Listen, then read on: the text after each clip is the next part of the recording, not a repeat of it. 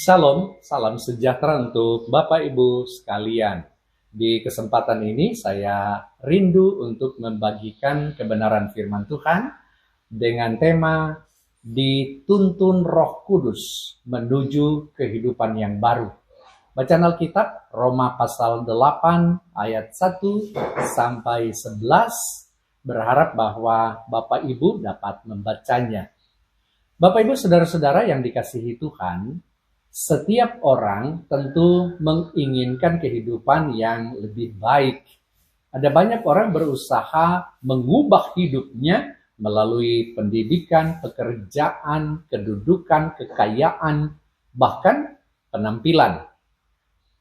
Ada bahkan yang berpindah tempat tinggal dengan harapan memperoleh kehidupan yang baru. Ada pula yang berusaha meninggalkan kebiasaan lama demi menjadi pribadi yang lebih baik. Namun seringkali perubahan itu hanya terjadi pada bagian luar saja, sedangkan hati dan karakter tetap saja sama. Seorang penulis pernah berkata, perubahan lingkungan dapat mengubah keadaan seseorang, tetapi hanya perubahan hati yang dapat mengubah kehidupannya. Saudara, pernyataan ini mengingatkan kita bahwa kehidupan yang baru tidak dimulai dari keadaan di luar diri kita, melainkan dari pembaruan yang dikerjakan Allah di dalam hati kita manusia. Itulah yang diajarkan Rasul Paulus dalam Roma 8 ayat 1 sampai 11.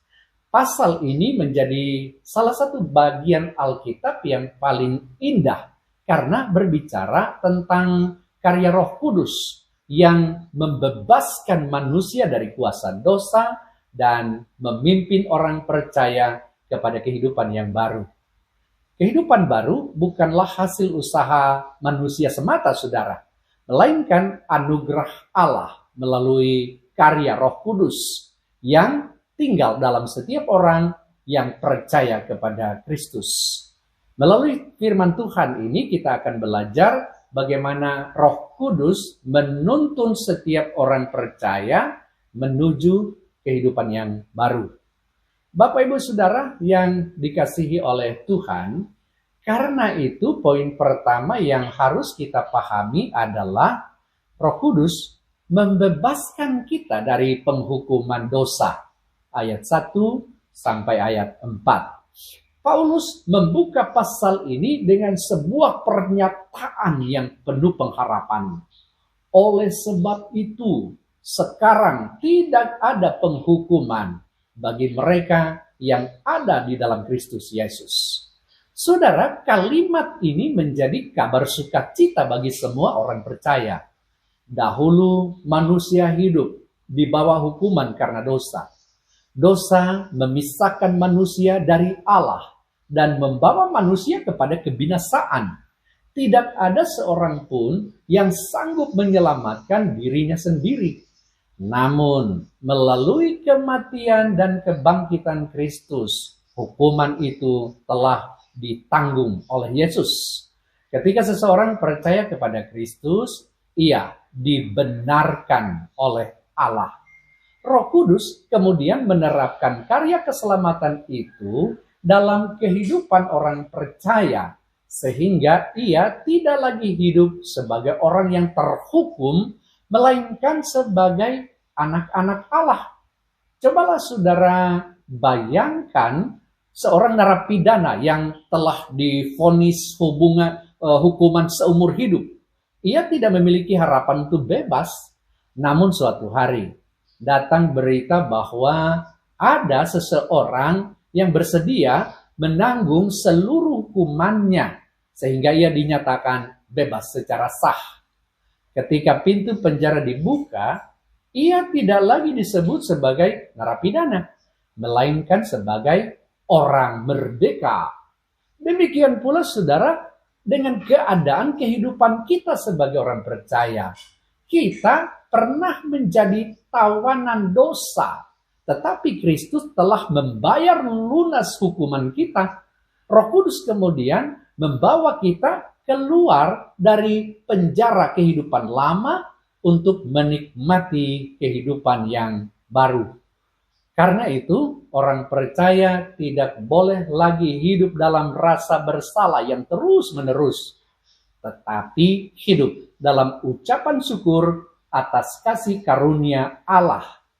Bapak Ibu Saudara yang dikasihi Tuhan, poin kedua adalah Roh Kudus mengubah cara berpikir dan cara hidup kita. Ayat 5 sampai ayat 8. Paulus kemudian menjelaskan adanya dua cara hidup. Pertama, hidup menurut daging. Kedua, hidup menurut roh.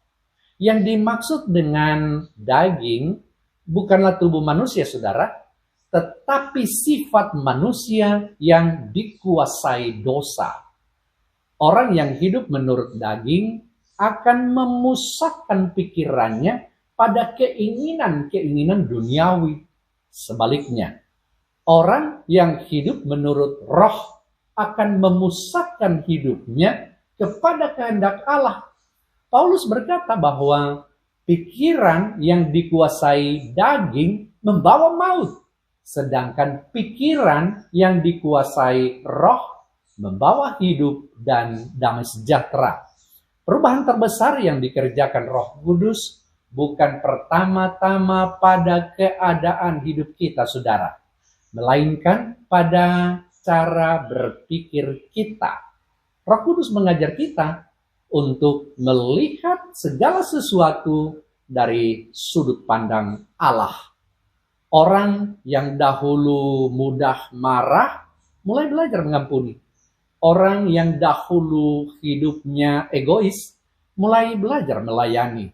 Orang yang dahulu mencintai dosa mulai membenci dosa. Itulah tanda kehidupan baru. Seorang pengemudi menggunakan aplikasi navigasi ketika melakukan perjalanan ke kota yang belum pernah dia kunjungi. Ketika ia salah mengambil jalan, suara dari aplikasi itu segera berkata, silakan putar balik pada kesempatan berikutnya. Apabila pengemudi mau mengikuti petunjuk itu, ia akan sampai di tujuan dengan selamat. Namun, jika ia mengabaikannya dan terus mengikuti jalannya sendiri, ia akan semakin jauh dari tujuan. Demikian pula Roh Kudus bekerja dalam kehidupan kita, saudara. Melalui firman Tuhan dan suara hati yang diterangi oleh Tuhan, Roh Kudus terus mengarahkan langkah kita. Kadang-kadang ia menegur, memperingatkan, bahkan menghentikan kita ketika sedang berjalan menuju dosa. Jika kita taat, kita akan mengalami damai sejahtera. Tetapi jika kita mengabaikan tuntunannya, kita akan kehilangan sukacita rohani. Karena itu, kehidupan baru selalu ditandai oleh kesediaan untuk mendengar dan menaati tuntunan Roh Kudus setiap hari. Bapak, Ibu, saudara-saudara yang dikasihi Tuhan, sekarang yang ketiga adalah Roh Kudus memberikan kehidupan yang kekal dan pengharapan baru. Ayat 9 sampai 11. Pada bagian terakhir, Paulus memberikan penghiburan yang luar biasa. Ia berkata bahwa Roh Allah tinggal di dalam orang percaya. Bahkan Roh yang telah membangkitkan Yesus dari antara orang mati juga tinggal di dalam kita. Artinya, kehidupan baru bukan hanya berbicara mengenai kehidupan sekarang, tetapi juga masa depan yang penuh harapan. Dunia mungkin berubah, keadaan ekonomi bisa sulit, penyakit dapat datang, tubuh manusia semakin bertambah usianya. Namun, Roh Kudus memberikan kepastian bahwa kehidupan orang percaya tidak berhenti pada kematian. Sebagaimana Kristus dibangkitkan, demikian pula orang percaya akan memperoleh kehidupan yang kekal. Inilah pengharapan yang membedakan orang percaya dengan dunia ini. Seekor ulat tidak selamanya menjadi ulat, saudara. Pada waktunya, ia masuk ke dalam kepompong. Dari luar, tampaknya tidak terjadi apa-apa. Bahkan mungkin terlihat seolah-olah hidupnya telah berakhir. Namun beberapa waktu kemudian, keluarlah seekor kupu-kupu yang indah. Perubahan itu bukan sekadar perubahan bentuk, saudara, tetapi perubahan kehidupan. Demikian pula Roh Kudus sedang mengerjakan transformasi dalam kehidupan orang percaya. Mungkin saat ini kita masih bergumul dengan kelemahan, penderitaan, atau berbagai tantangan hidup. Namun Allah belum selesai bekerja. Roh Kudus terus membentuk kita sampai akhirnya kita menikmati kemuliaan bersama dengan Kristus. Karena itu, jangan kehilangan pengharapan. Allah yang memulai pekerjaan yang baik pasti akan menyelesaikannya. Bapak Ibu Saudara yang dikasihi Tuhan, setelah menjelaskan bahwa kehidupan baru merupakan karya Roh Kudus di dalam diri orang percaya, Rasul Paulus terlebih dahulu menunjukkan dasar dari kehidupan baru itu.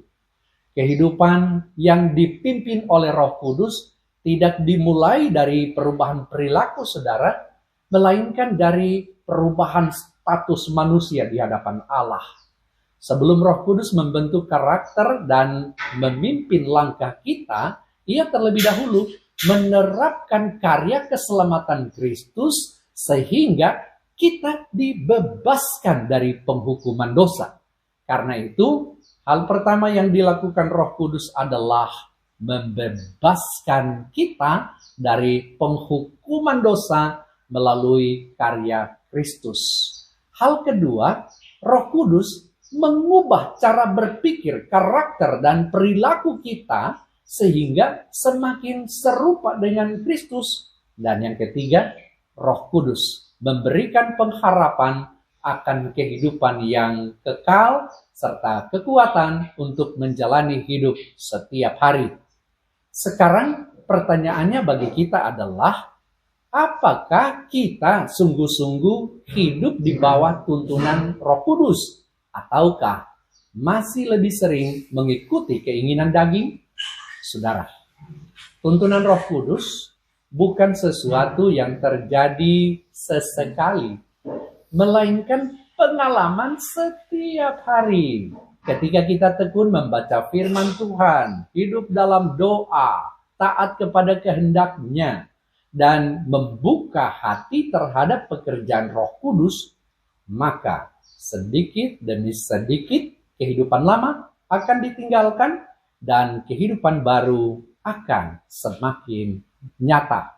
Karena itu, marilah kita menyerahkan seluruh hidup kita kepada pimpinan Roh Kudus. Jangan hanya menjadi orang Kristen yang memiliki identitas sebagai pengikut Kristus, tetapi jadilah orang percaya yang benar-benar hidup dalam kuasa Roh Kudus. Biarlah melalui kehidupan kita, dunia melihat perubahan yang nyata, yakni dari hidup dalam dosa menjadi hidup dalam kekudusan, dari hidup dalam ketakutan menjadi hidup dalam damai sejahtera, dan dari hidup tanpa pengharapan menjadi hidup yang penuh pengharapan di dalam Kristus. Kiranya Roh Kudus terus memimpin langkah kita setiap hari, sehingga kita mengalami kehidupan baru yang memuliakan Allah dan menjadi berkat bagi sesama. Tuhan Yesus memberkati saudara sekalian. Amin.